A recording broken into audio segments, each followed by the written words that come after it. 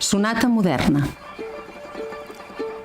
La meva sorpresa augmentà extraordinàriament en petjar aquells indrets després de més de mitja dotzena d'anys de no haver-los vist.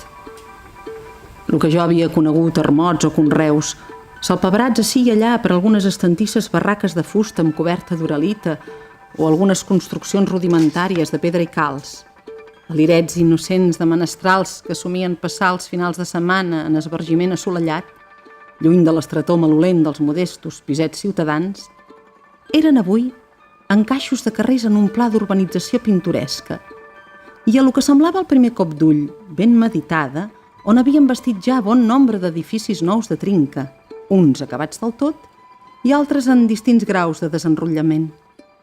Entre els primers, brillant, immaculada encara, com una parancera joguina així de tot just de la capsa, ressortia la Villa Maria Eugènia, o sia, la torre del meu amic Sebastià Gironella. Vaig trobar-lo ell mateix tot mal guarnit. Mai no havia estat cap model d'elegància refinada i a judicar per l'aspecte que presentava en descobrir-lo, d'improvís, devia ser una d'aquelles persones que creuen que la impúdica exhibició de totes les decrepituds amuntegades en els seus guardarrobes de la capital forma part del natural comportar-se en el camp. Amb unes arpilles a les mans i pentinant curosament el pèl moixí d'un clap de prat novell, verdejant, amb nota fresquívola entre els amples caminals, grisencs de pedreguet granat, que també semblaven així tot just de mans d'un jardiner.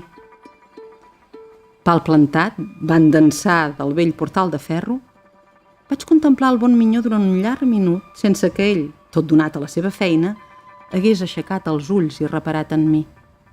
Després vaig cridar-lo, amb el diminutiu afectuós de quan érem estudiants. «Tianet!»